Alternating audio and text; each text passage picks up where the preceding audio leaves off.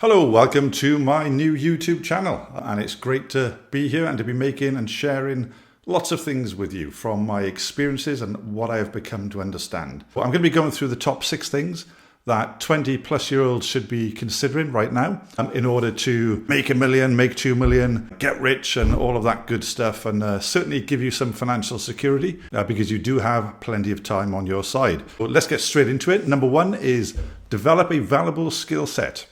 Now, the importance of this is to make sure that you can stand out from the crowd, because there are so many people that do the same thing and get institutionalized with school and college and university, etc. And that's great if that's what you really want to do. If you want to be a doctor, then of course you need your degree and you need that kind of education. But of course, if you're trying to be something else and set up a business to sell, I don't know, water bottles or something, and you don't necessarily need that kind of education. You get straight into it. Now, I started my company when I was 19. My first business was at the age of 16, of course. At 19, from sleeping in the car to setting a company up, it was a big step for me. And of course, it was in an old man's industry, being the insurance industries. And I was young at the time, but of course, I've aged since. Now, it takes 31 years for me to become an overnight success. There's no shortcut. There's no real trick or secret to anything of making money. So anybody that says that the secrets of success, it's just BS. It's just not. It's just hard work, upping your skills and execution. That's the critical thing. So look, upping your skills. There's plenty of training. There's udemy.com. There's my own training videos, of course. There's plenty of people to learn from and plenty of YouTube videos that you can teach yourself in a matter of minutes, hours, or even days. I taught myself investing in the stock market in a matter of a couple of days. And thankfully, I do it well. I'm not an expert, but I tell you what, I make some money, and that's the important thing. Number 2, invest in your future. When you're younger, like when I was younger, I never really thought of the future because it's hard to consider the next 5 years, even 3 years, and certainly 10 years, because you think you're going to be in your 20s forever. And then in a blink of an eye, you're married, you've got 2 kids, a dog and a mortgage, and you're 35, in a job, wondering where to go next. The average age, by the way, of someone setting up a business is apparently about 42. So it's quite surprising to discover that kind of age of starting a business. So look, you have to invest in your future. So consider the next 3 and 5 years and the actions you are going to take now and the actions you're going to need to take right now. That's really important, and that might be, again, upping your skill set, like item 1. It might be saving X amount of money or something else, but invest in your future. Really, really important. Number 3, get to know your numbers. If you feel you're weak at numbers, just start to try and understand some basic maths and certainly how they are applied in the real world and how they are applied to business. One of the things, and thankfully I was strong at the numbers, but one of the things I discovered, albeit it was sort of 15, 20 years into my business life in my company, was how to calculate a customer lifetime value. It's very simple, but of course, unless you're taught it, you just don't know. And being strong with numbers was my number 1 gain in getting above market valuation when I sold my company for multi-millions. It's really important. Number 4, network, build relationships.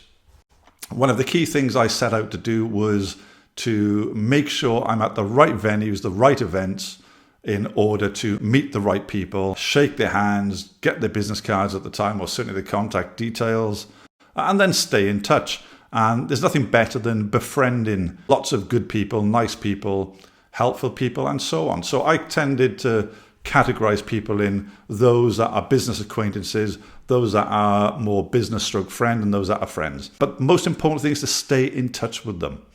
There's nothing worse than when I get contacted by somebody that I've not heard from for 2 years, and then they want me to do a favor or something. And I think, well, where have you been for 2 years? Nothing worse. So I go through my phone, my contacts, and I message people just to see how they are, how's life, don't want anything from them. And then maybe catch up with a coffee and generally just sort of stay in touch. So network and build great relationships. Really important, because you never know how you can be useful to somebody and how useful they can be to you. The next one is live below your means. Don't get into debt. The important thing is here is the more debt you carry, the less successful you're likely to become when you want to start a business or have spare money to invest into the stock market or cryptocurrency or something else, property maybe. So it's important that you just don't get unnecessary debt. If you can't afford it, don't buy it. Simple. Don't run credit cards. Don't run bank loans for a car.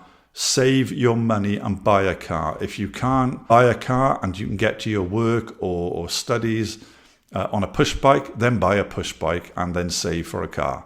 Don't get into debt, because there's nothing worse than being really tied and really needing the job. It builds the stress, needing your job so that you can pay your credit card or pay that loan, etc. So stay away from debt, live below your means. Cash is truly king and it's queen. The next one is you have to seek a mentor.